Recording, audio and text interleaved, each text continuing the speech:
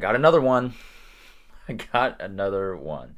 So, and I tested it, and the new frequency response graph, or when I run white noise through it with the cab sim disabled, shows that this pedal does indeed pass frequencies very well, all the way up to 20 kilohertz. This is fantastic news because before it wasn't really doing that. Now, there are some notes to make versus the Dream or versus the my Ampeg, and versus the old one. So if let's compare the old one. So I'll put this all in the screen right now in post.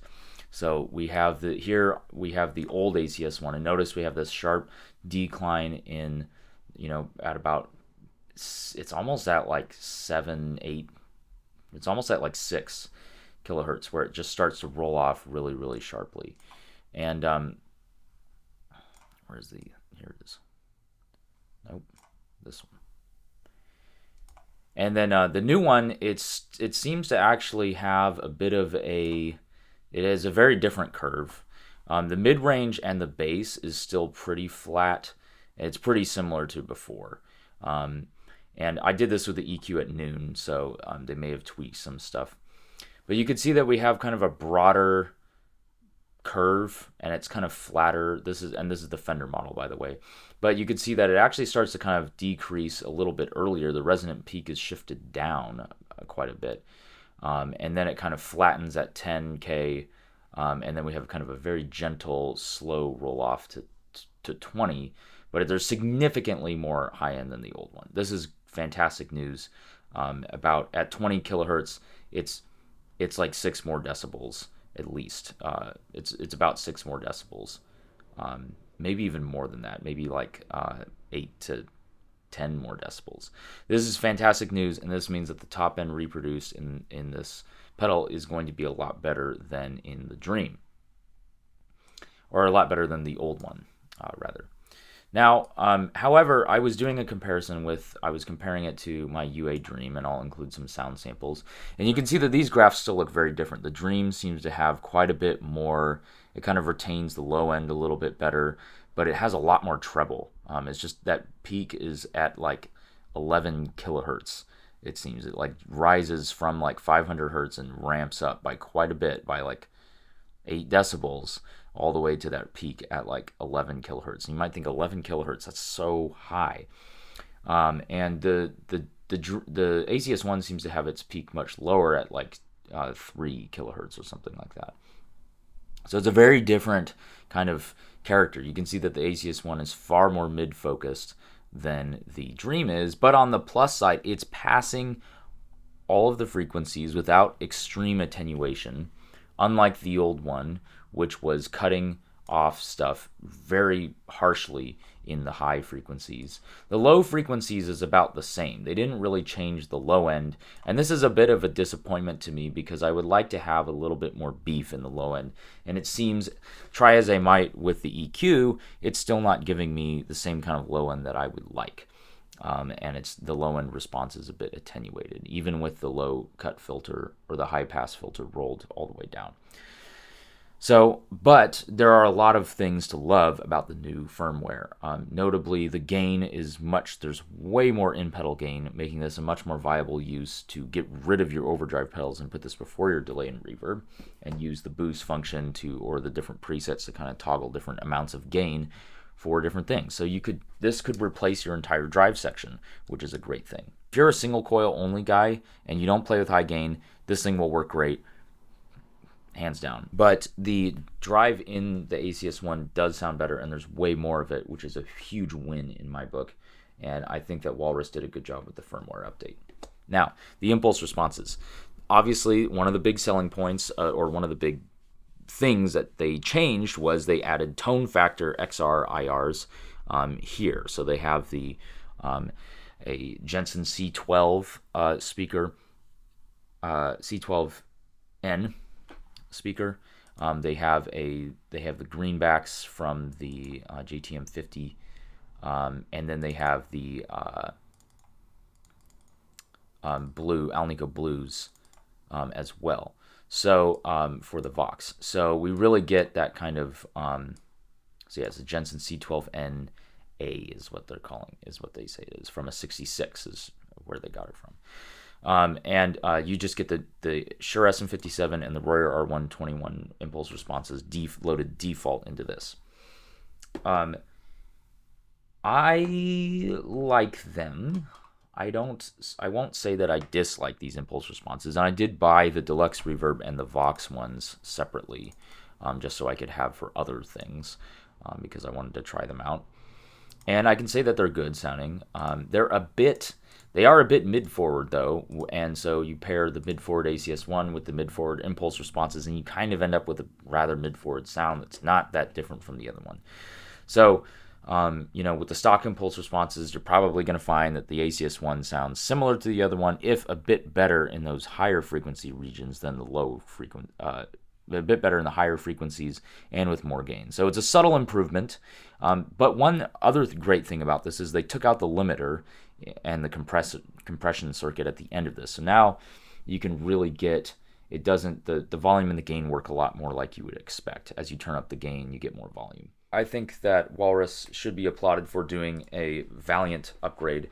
And, this was not really a light upgrade either. They rebuilt all the amp models, got new IRs, and I'm sure Tone Factor didn't just give them to them for free either. They really redesigned a lot of stuff.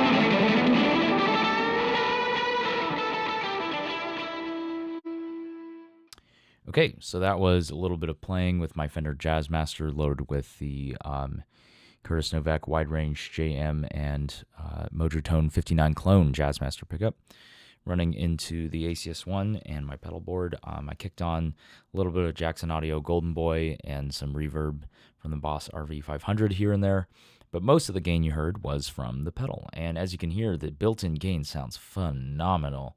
And I think I like it a lot better with the built-in gain than I do with pedals. I think it sounds better that way. So I'm not really sure how to, I don't know. I think some of the stuff I said in the video about it being mid forward and and whatever. I think as I'm learning how to use it, I think the new firmware, I think I'm finding it pretty decent. But as will it replace the Dream for me? That's the question I'm trying to answer. Is can it beat the UA Dream? Right now the answer is no, but we'll see. It kind of depends on the scenario. So I think for high gain stuff, it still seems to not work quite as well. But for lower gain stuff, it really does. It still sounds awesome. And especially with this firmware update, just more gain. The IRs are really great. And so I highly recommend it. Obviously, if you have one with the old firmware, you've probably updated by now. But if you are on the fence about buying it, I think if you're not going to do a lot of high gain, you're mostly doing kind of low gain stuff, and you tend to gravitate towards tones that are a little bit more mid-forward than a little bit scooped, you're probably going to love the ACS1. If you're really sensitive to extreme bass, I think actually, now that I've listened back to it, the impulse responses with the Royer R121, like the back cabs that come stock with this thing, are pretty bassy. So you can get some beef out of this thing, which is nice. The 57 ones obviously are thinner because the Shure SM57 is a thinner sounding mic.